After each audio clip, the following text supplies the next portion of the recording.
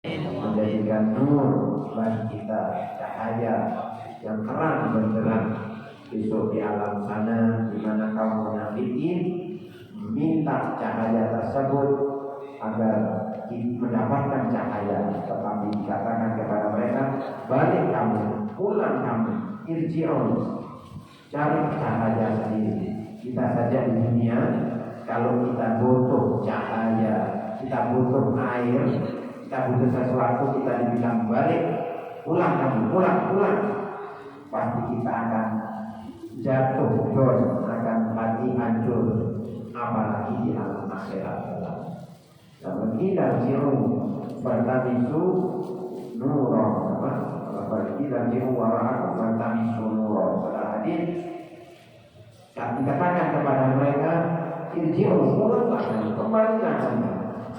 Di belakang kalian mana carilah cahaya sendiri. Maka alangkah butuhnya kita, bukan cahaya lampu, cahaya yang seperti ada di dunia, tapi cahaya Allah Subhanahu wa Ta'ala yang Allah berikan kepada orang mukmin, yang betapa cahaya tersebut menyinari di depan orang mukmin tersebut dan sebelah kanan orang mukmin tersebut, sebagaimana dalam Al-Quran di surat Al-Hadid. Alhamdulillah, yang pertama itu, yang kedua kita dapat membuka kembali lagi majelis di Masjid Nur Rahmah yang kita cintai ini bersama segenap lapisan warga masyarakat.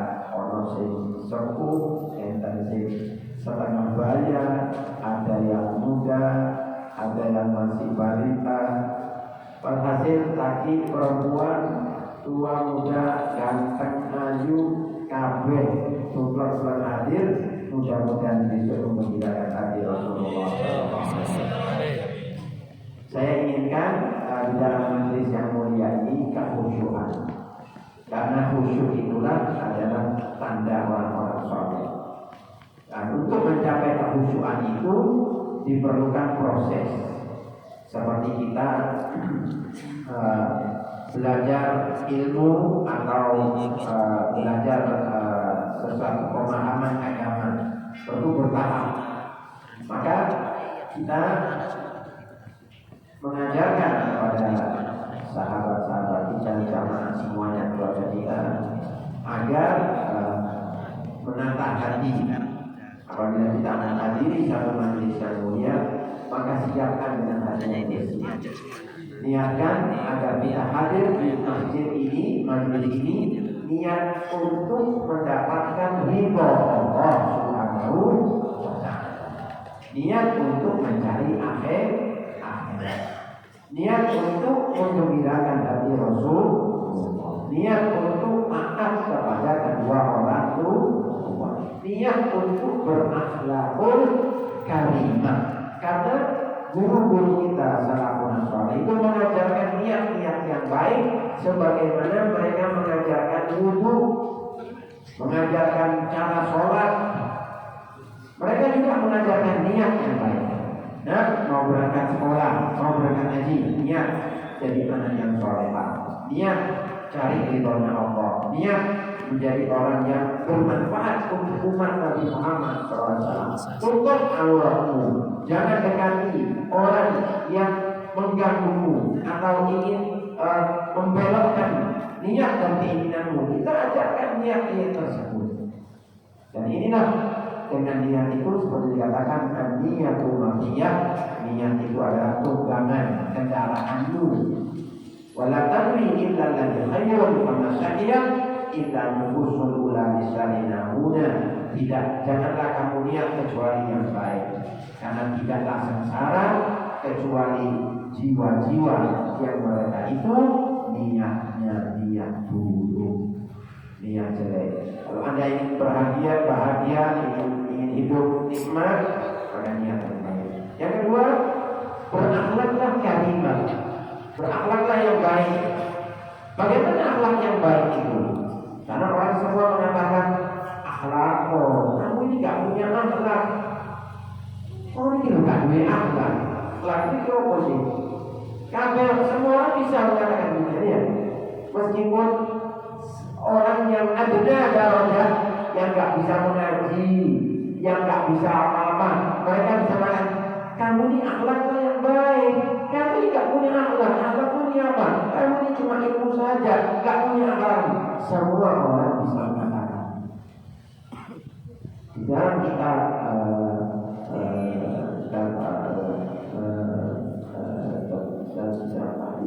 Smith disebutkan al-husnul khuluq, akhlak yang baik itu Allah tahmilan nas ala muradi, walakin antahmila nafsa ala muradi ma lam yaqulu syara'. Ini penting, apalagi di akhir zaman sekarang. Semua orang itu bisa bicara, bisa ngajar, bisa ngomong, pintar pada maunya. Yang bagus itu kita belajar sama orang-orang yang alim, orang yang baik. Apa kata ulama? Apa kata orang alim? Akhlak yang baik itu anda tahmilan nas ala muradi. Ojo jangan memaksa manusia untuk mengikuti keinginanmu. Jangan kamu bawa manusia itu menurut keinginanmu. Akan tetapi bawalah keinginanmu, bawalah dirimu untuk mengikuti keinginan mereka selama tidak melanggar syariat. Saya ulangi lagi. Apa akhlak yang baik itu? Akhlak yang baik itu jangan membawa manusia atau membebani manusia atau memaksa manusia mengikuti keinginanmu. Ada orang jalan ke satu arah ini atau mengatakan demikian, atau dia berpikir demikian. Kamu paksa dia. Apa kalau kita mikir ini? Keliru kalau kita mikir ini. Lu tak karapku ini lu. Tidak salah, ya bukan begini. Kamu paksa orang itu untuk mengikuti kamu, padahal dia tak dosa. Atau dia mempunyai maksud yang baik, tidak sesuai dengan keinginanmu, kamu paksa. Keliru maksudmu, tidak benar kamu, yang betul begini. Maka ini termasuk dia meninggalkan akhlak yang baik. Bagaimana akhlak yang baik? Orang ada keinginan, ada maksud, hargai. Hargai. Oh, maksudnya dia begini, maksud saya begini, kok beda ya? Ya sudah, tak turuti maksudnya dia. Selama dia itu tidak melanggar syariat. Kalau Anda ingin mulia, maka ikuti apa yang dikatakan oleh salafus saleh. Terkadang itu ada orang yang masih bertanya sama orang, contoh, Fulan masih bertanya sama satu orang, si A bertanya sama si B, atau mengatakan sama si B, atau menceritakan kepada si B. Lalu si C ini marah dia kepada si A yang bertanya atau yang masih bicara, kenapa kamu berkata demikian? Kenapa kamu? Ojo melok ngatur, ojo melok, ojo melok. Jadi artinya disalahkan. Padahal dia tidak melanggar syariat. Padahal dia tidak merugikan orang lain. Cuma dia mengerjakan akhlak yang baik. Bagaimana akhlak yang baik? Kalau ada orang yang masih bertanya, atau ada orang yang masih menjelaskan, ada orang yang memberikan penjelasan, diam dulu, dengarkan dulu, sabar dulu, selesaikan apa yang dia maksud. Setelah selesai, mungkin Anda ada keinginan, sebutkan keinginan Anda. Apakah enggak yang lebih baik demikian? Mungkin maksud Anda benar, tapi saya punya pandangan ini. Oh enggak, saya punya pandangan ini. Ya sudah, coba nanti kita musyawarahkan lagi. Kalau memang pandangannya dia salah, kalau memang pandangannya dia benar, maka ikuti. Selama tidak melanggar syariat. Ini penting, akhlak yang baik. Karena banyak sekarang ini orang itu memaksakan kehendak orang lain ya, untuk mengikuti nafsunya, untuk mengikuti dirinya. Dan inilah yang menyebabkan orang itu jauh dari orang yang baik, jauh dari orang yang sopan, Sofa itu bersih hati, mensucikan hati, dan itu jalannya para ahli tasawuf, ahli sufi. Kata Abu Bakar bin Arabi ada jalannya ahli tasawuf itu meskipun banyak, tapi sebenarnya thariqahnya satu. Bahasa Arabnya wa amma turuqut tasawuf wa in ta'addadat fa hiya thariqatun wahidah. Jalan tasawuf itu menjadi orang yang baik, belajar menjadi orang yang baik itu bagaimana? Banyak jalannya, tetapi jalannya sebenarnya satu. Kata yang bahasa apa? Yakni mujahadatun nafsi, yakni melawan hawa nafsu kita.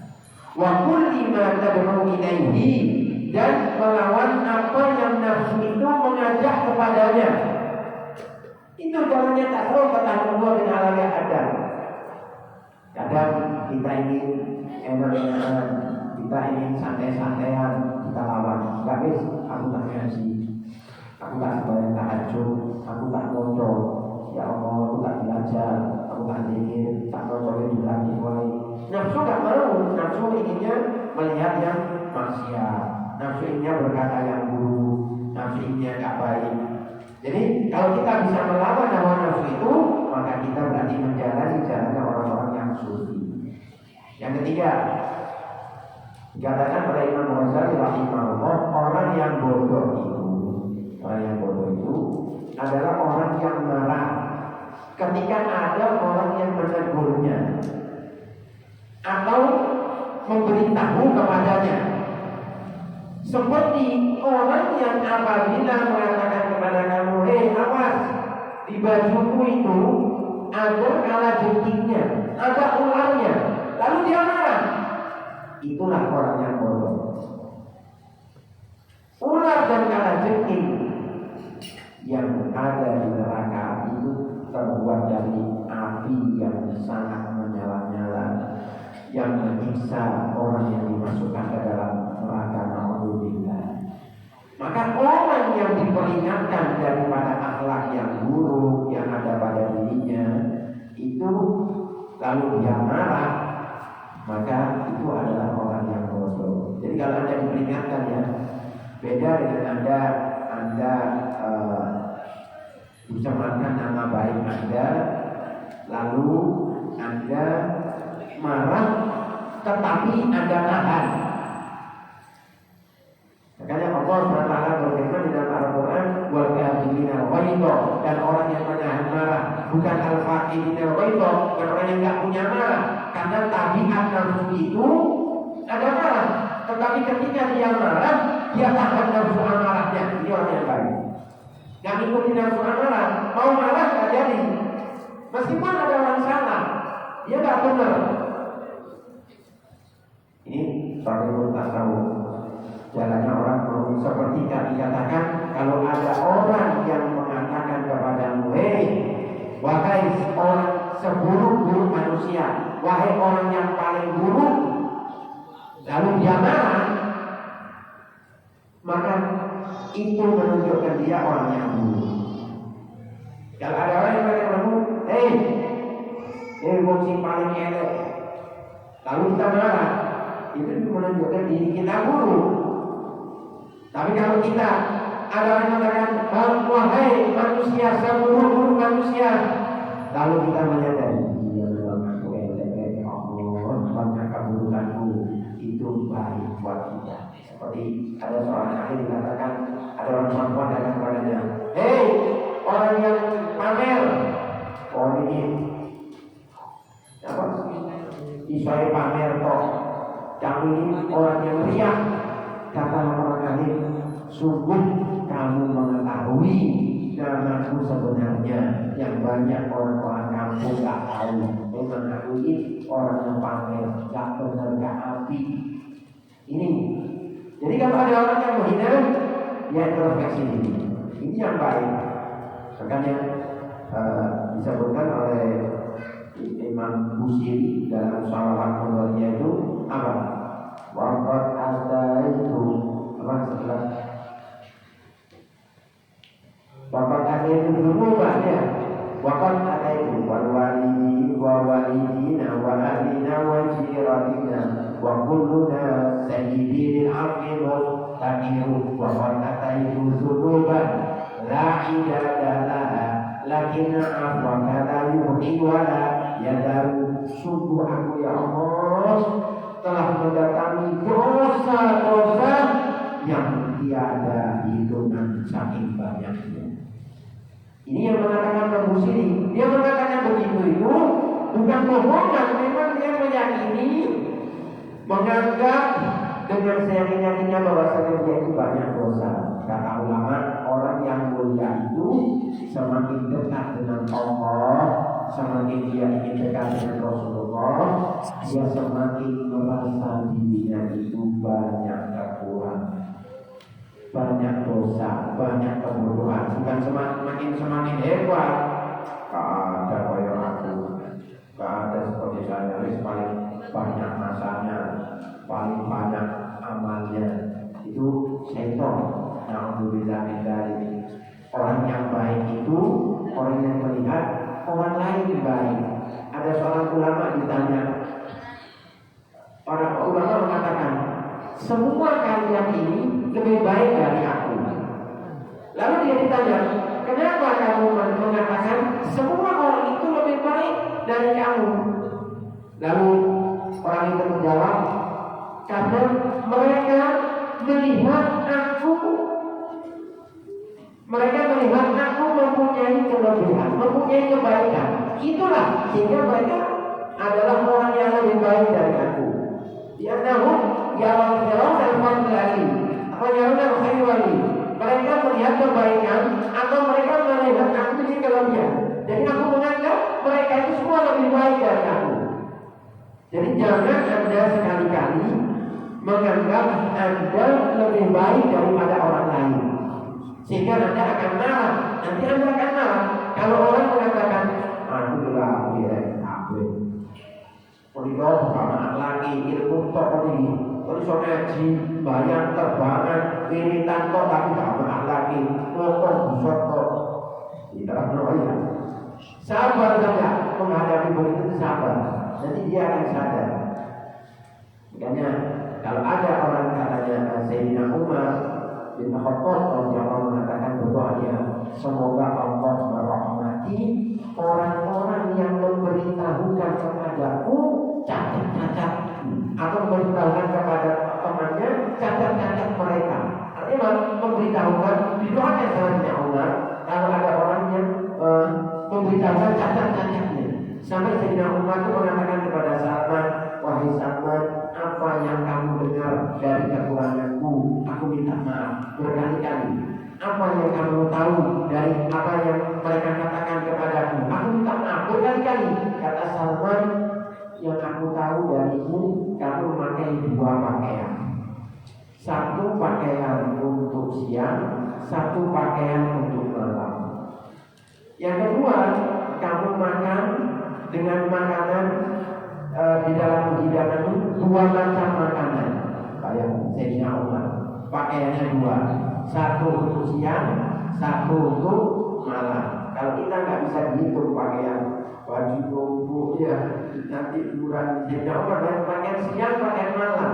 Kalau makan makanan dua macam makanan saja di dalam hidangannya. Kata Sayyidina Umar, ya saya cukup dengan hal itu. Saya cukup dengan hal itu. Maka terima kasih dia.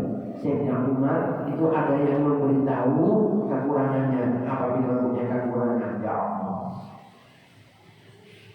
Maka itulah yang perlu kita artinya pelajari menjadi orang yang baik. Dan alhamdulillah jangan takut masalah rezeki. Masalah rezeki dijamin sama Allah. Anda jangan kira Anda duduk di sini hadir sholawat itu rezeki Anda berkurang.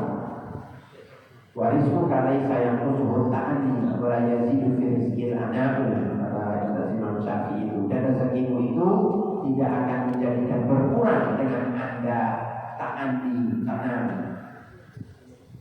ta'annya itu tanam, dan tidak akan menambah rezekimu al-anau dalam kabut.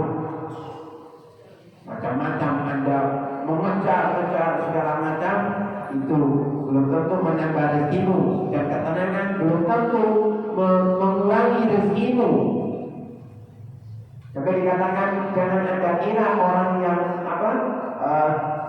sesungguhnya orang yang duduk setelah subuh dia berzikir sampai duha itu lebih cepat untuk mendapatkan rezeki daripada orang yang manting dia mencari rezeki. Itu masih lebih cepat mendapatkan rezeki orang yang dia setelah subuh berzikir sampai terbit matahari. Ini adalah satu perkara yang gaib, tapi mujarrad. Jadi jangan Anda kira rezeki itu cuma yang kelihatan. Meskipun Anda nggak punya, saya nggak punya apa-apa, ya Allah, sabar, istiqomah, Anda tawakal kepada Allah, pasrah dengan dengan benar-benar pasrah yang betul, yang benar, tawakal yang benar, bukan tawakul. Ada kata Abu Ahmad dalam kitabnya itu ada tawakal, ada tawakul. Saya baru pertama dengar dari orang ada. Kalau tawakal itu yakinnya hati bahwasanya semua itu di tangan Allah Subhanahu wa taala setelah berusaha bersungguh-sungguh dengan meyakini bahwasanya tidaklah yang memberi manfaat, mengobot, memberi rezeki, mencegah itu hanya Allah Subhanahu wa taala. Dia yakin bersama dengan tenangnya hati atas apa yang dia dapatkan atau yang dia tidak dapatkan, tawakal. Tapi kalau tawakal beda lagi. Tawakal itu tanasul wa taqaus al-i'timad 'ala Allah. Yang malas-malasan, duduk-duduk santai-santai bersama dengan perasaan pasrah kepada Allah. Bisa aku pasrah, enggak kerja tak pasrah, tawakal aku Allah. Soalnya rezeki yang diatur dan berjalan tawakal tidak suku. Itu tawakal jadi tawakul. Dan kita tawakul itu kata ada benda bahasa Arab yang kamu sama itu alungkar atau alwakal itu lemah kelemahan atau jadi orang malas isinya. Nah, itulah. Jadi tawakal itu yang baik. Kalau tawakul keliru, yang salah itu yang malas itu. Jadi jelaskan di sini. Tawakal kepada Allah dengan perasaan ridho. Pernah juga ada diceritakan ya orang itu ada orang miskin, dia nggak punya apa-apa. Kerjanya meminta benang. Kerjanya ibu, ini seorang ibu punya anak yang banyak. Anaknya banyak, kemudian dia kerjanya meminta benang dari kapas dijadikan benang, dari kapas dijadikan benang. Itu jadi kalau ada Anda lihat kapas ya, kapas itu kalau dipintal dia lama-lama jadi benang, jadi pintalan, jadi benang. Itu dalam waktu seminggu dijual 100 dirham. Minggu lagi dijual 100 dirham. Jadi selama dia 100 dirham yang dia pakai untuk kebutuhan hidupnya. Lalu dia pintal lagi 1 minggu lagi untuk hidupan lagi 100 dirham berikutnya. Subhanallah, pada suatu saat dia sudah siap itu untuk menjual pintalan kapas yang menjadi benang itu. Tiba-tiba ada burung gagak yang mengambil, artinya dirampok, diserbu sama burung ini. Ambillah pintalan benang itu. Lalu ketika diambil dia menangis dia dengan pertangisan yang benar-benar, ya Allah, saya tidak punya apa-apa. Apa yang bisa saya buat untuk anak-anak saya untuk makan 1 minggu ini apa? Karena dia 100 dirham itu dia gunakan untuk memberi makan anak-anaknya. Lalu dia berkata ke Nabi Daud, ketika berangkat ke Nabi Daud, dia mengatakan, wahai Nabi Daud, apakah Tuhanmu adil atau zalim? Ini orang sudah mungkin dia sudah artinya tidak mampu, dia bukan artinya dia kurang ajar, bukan, mungkin dia sudah berpikirannya sudah dalam keadaan yang lemah, mungkin dalam keadaan yang sudah papa, atau karena tidak mengertinya. Wallahu a'lam. Apakah Tuhanmu adil atau zalim? Kata Nabi Daud, astagfirullah, istighfar kepada Allah SWT, minta maaf kepada Allah. Apa yang terjadi? Kenapa kamu mengatakan demikian? Lalu ceritakanlah bahwasanya ini meminta benar. Tidak lama, sabarlah kamu, sabar. Yakinlah kepada Allah, sabar. Lalu tak lama ada orang datang ini ke Nabi Daud. Datanglah seseorang membawa hadiah 1000 dirham, 10 kali lipat, 1000 dirham. Ini Nabi Daud, aku berikan kepada siapa yang kau kehendaki. Kasihkan kepada siapa saja. Kata Nabi Daud, ya fulan, apa yang terjadi dengan uang 1000 dirham ini? Kata orang ini, kami ini berada di pelaut, kami sedang naik kapal, tiba-tiba kapal kami itu ada yang bocor, ya. Ada yang air itu akan masuk apabila tidak ditutup kapal atau perahu kami. Maka kami bernadar, kami 10 orang bernadar, kami akan sedekah apabila kami selamat sampai daratan, kami akan sedekah tiap orang 100 dirham. Setelah kami bernadar semua, subhanallah, datang seekor burung gagak melemparkan pintalan benang kepada kami. Subhanallah, pintalan benang itu pas dengan kapal yang bocor yang kami naiki tadi. Maka kami tuntutlah dengan pintalan benang itu, dan kami selamat sampai daratan. Dan ini nazar kami berikan kepada engkau. Subhanallah, dalam hati ibunya nanti, itu pintalan benang saya. Ini ibu, enak mana 100 dirham, anda setiap hari apa 1000 dirham? Langsung dapat Allah SWT rezeki dari jalan yang tidak disangka-sangka. Berkata apa? Dia sabar, ya.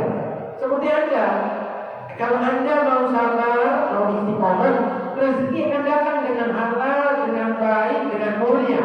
Tapi ada orang itu nggak mau sabar.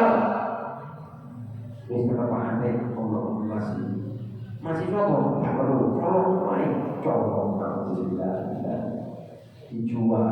dijual, dapat 2 juta, 3 juta, 5 juta, habis itu uangnya habis, alhamdulillah, sudah dosa, menanggung dosa di akhirat, tanggungan orang lain. Kalau Anda sabar, nggak Anda ambil untuk selamatkan, kemudian Anda berikan kepada yang punya, Anda akan mendapat pahala dan mendapat rezeki berlipat-lipat daripada harga emas itu. Karena harga emasnya itu berapa? 5 juta. Anda akan lebih bisa 10 kali lipat, 50 juta.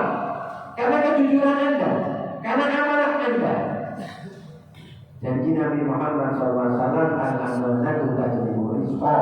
Amanah itu jogo kepercayaan, iso dipercaya ibu narik rezeki. Wal khiyanatu tajlibul faqra. Orang yang khianat gak bisa dipercaya, diamanati, gak megang amanat, dititipi, gak nyekel ini manis sing kena, gak dibalik ke wong sing duwe, tambah narik kemelaratan, tambah melarat. Nauzubillah min. Maka jangan khianat. Anda dapat rezeki berapapun, alhamdulillah. Anda dapat kerjaan, itu semua dari Allah. Anda diberi gaji yang banyak, itu dari Allah. Jalan manusia. Jangan melihat sebab itu yang mempengaruhi Anda. Nah, itu orang di dunia sama di akhirat bedanya apa? Orang yang ahli dunia sibuk dengan materi dan mereka meyakini bahwa materi itu yang mempengaruhi. Artinya apa? Faktor utama yang mempengaruhi di dalam kehidupannya itu dia dapat materi itu. Dia tidak melihat bahwasanya materi yang dia dapatkan itu hanya sebab. Sebab apa? Sebab agar dia itu ingat kepada Allah, agar dia yakin kepada Allah, yang beribu Allah, selalu meyakini pada sebab dan tidak terpengaruh dengan pemberian itu. Jadi meskipun dikasih aneh, istilahnya dikasih banyak nggak pengaruh, apalagi zaman sekarang. Terkadang zaman sekarang itu orang ada yang Anda diberi untuk ditipu. Contoh, karena Anda ingin dikenal sama satu orang, kasih Anda nggak mampu dia lewat teman satunya. Oh no, Anda ingin orang kenali, kasih dia apa? Handphone atau kasih dia coklat atau bunga atau Anda kasih apa? Tujuannya apa? Untuk menipu. Tujuannya untuk jangan sampai tertipu. Dengan apa? Dengan orang yang bermaksud jelek di baliknya. Ada maksud dia. Dia memberi karena ingin dekat dengan Anda. Hati-hati, baik yang laki sama laki atau laki sama perempuan, jangan sampai Anda menjadi korban karena siapa yang Anda cintai. Dikatakan antal wakilu bikul iman akbar tahu fakta iman sudah dilawar mata kopi, kamu itu korban karena siapa yang kamu cintai.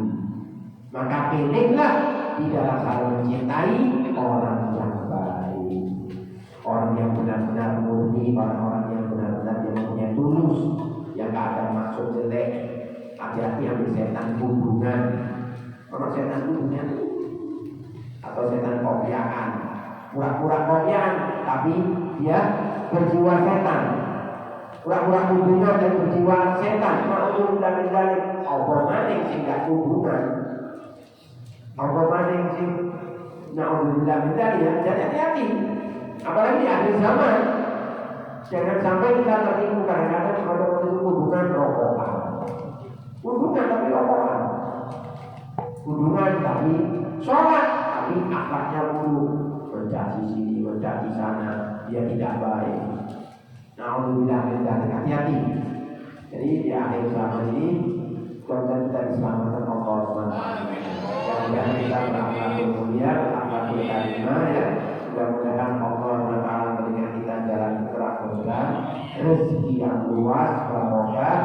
Mudah-mudahan kita selamat, kabulkan hajat-hajat kita, anak-anak kita, mudah-mudahan dan semuanya. Alhamdulillah saya ingin qasidah itu dibaca dengan orang-orang yang suaranya merdu ya. Masya Allah, Musyidin ada Syarihan, Ustaz Ismail, Masya Allah, Ustaz Fakir, Ustaz Ramadan, Ustaz Abdurrahman, ada Ustaz Sini Rafi. Ini semua Musyidin, alhamdulillah. Saya harap di depan, jadi nggak usah di belakang, maju di depan ya. Alhamdulillah yang sudah menikah, mudah-mudahan hidupnya dunia akhirat diberikan keluarga sakinah mawaddah warahmah, anak-anak yang soleh-solehah, mudah-mudahan rezekinya diluaskan. Yang belum menikah mudah-mudahan diberikan pekerjaan atau langsung kafir, diberikan ilmu yang manfaat, pekerjaan yang halal dan thayyiban mubarakah. Yang laki juga perempuan, para hadirin hadirat yang remaja putra putri, saya doakan mudah-mudahan mendapatkan jodoh yang baik, yang kaya hatinya, yang lomah dalam kebaikan, yang tanggung jawab namanya. Sampai Ramadan juga ada kabar baik dan kabar buruk. Kabar baiknya belum menikah setelah Ramadan ini, insyaallah ya. Setelah Ramadan alhamdulillah. Kabar buruknya insyaallah dalam beberapa bulan lagi mau dapat jodohnya. Jadi ya bentar lagi insyaallah dalam bulan berapa? 2 bulan lagi ya. Sekarang Mei, bulan apa? Juni, 1 bulan lagi mau menikah. Saya doakan mudah-mudahan jodohnya dunia akhirat ya. Alhamdulillah. Kalau mau cari mantu itu yang akhlaknya baik ya, yang takut kepada orang laki. Kalau perempuan, kalau orang laki yang tanggung jawab tinggi, bekerja gak bosanan, akhlaknya apik nang wong tuwa. Jadi ojo asal terima, wong kerjane apik, timbangnya outsourcingan, timbangnya kerjanya akhlaknya nggak baik, bosannya nggak boleh. Outsourcing nggak apa-apa, tapi dia akhlaknya baik ya. Jangan kadang-kadang orang itu tertekan dengan casing, hati-hati. bosone api lagi elek. Pokoknya mobil, sepeda motor bagus, terima. Pokoknya ketokane suci, jangan. Pokoknya ketokane ayu, jangan. Tapi cari yang benar-benar akhlaknya baik, gelem ngaji, gelem berji nang orana, gak gelem gampangan, ya, gak mau apa murahan kepada orang laki yang bukan makhluknya laki juga itu, yang menghargai perempuan itu, ya, yang mau dijadikan istrinya karena amanah itu, ya. Orang yang baik, laki-laki yang baik itu yang memuliakan wanita. Wanita yang baik, yang menyenangkan bila dipandang suaminya, taat bila diperintah suaminya, itu wanita baik. Yang salihah itu yang taat kepada Allah, taat kepada suaminya, menjaga kehormatan keluarganya. Suaminya bila nggak ada, ya itu wanita yang baik. Bukan yang bisa menyenangkan itu, pokoknya menyenangkan, bukan. Ketika suaminya butuh, maka istri taat, istri menyenangkan, diperintah taat, jadilah istri-istri yang demikian. Korban anak-anak kita menjadikan anak-anak yang demikian, anak-anak soleh-solehah yang perkawinannya langgeng, yang jodohnya dunia akhirat, yang pekerjaannya barokah, halalan thayyiban, nasibnya bagus, kemudian bisa memiliki rumah, kalau tak bisa kontrak dahulu, kemudian bisa beli rumah, bisa mengumpulkan uang, bisa nabung, kemudian dia nggak foya-foya, uangnya nggak diambil-ambil dan tidak manfaat. Alhamdulillah dikali karena banyak orang itu punya uang yang habis-habiskan uangnya. Kemudian alhamdulillah dia tidak punya uang minta lagi. Alhamdulillah dikali, tapi dia benar-benar menggunakan uang dengan baik. Seorang perempuan juga menjaga uang suaminya dengan baik, dengan apa? Dengan berakhlakul karimah. Bijari dengan Muhammad Muhammad, ya Allah, kabulkanlah segala hajat dari kami, mudahkanlah segala urusan kami. Allahumma firlana anna warḍa anna wa taqabbal minna wa adkhilna jannah wa najjina minan nar wa aslih lana sya'nana kullah. Hafalkan ini doanya, doa dari Rasulullah SAW. Tolong direkam, ya, direkam nanti di share, bukan lagi doa yang saya baca ini dihafalkan, ya, buka HP-nya. Untuk dihafalkan, dibaca dan diketahui artinya. Apa doa itu? Bismillahirrahmanirrahim. Allahumma ighfir lana warhamna warḍa 'anna wa taqabbal minna wa adkhilna al-jannah wa najjina minan nar wa aslih lana sya'nana kullah. Artinya, ya Allah, ampuni kami dan sayangi kami dan ridhoi kami dan kabulkanlah dari kami dan masukkanlah kami ke dalam surga dan selamatkanlah kami dari siksa api neraka dan mudahkanlah segala urusan-urusan kami. 7 doa dari Rasulullah SAW. Ceritanya ada sahabat minta doa datang kepada Rasulullah, kemudian Nabi mendoakan ini dengan doa yang sedikit ini. Lalu sahabat itu mengatakan, tambah ya Rasulullah, tambah. Seorang yang bodoh minta ditambah. Kata Nabi, awalaisa qad jama'tu dzalika kullahu, bukankah aku sudah mengumpulkan dengan doa ini semuanya. Doanya sedikit tapi luas sekali. Apa itu? Baca sama-sama. Allahumma ighfir lana warhamna warḍa 'anna wa taqabbal minna wa adkhilna al-jannah wa najjina minan nar wa aslih lana sya'nana kullah. Sallallahu alaihi wasallam. Hadallahi wa iyyakum ila siratal mustaqim. Wassalamualaikum warahmatullahi wabarakatuh. Kita beritahukan majelis kita selanjutnya dimohon kehadirannya tanggal 29 Mei 2024 di Masjid Nurul Huda, lokasi bukan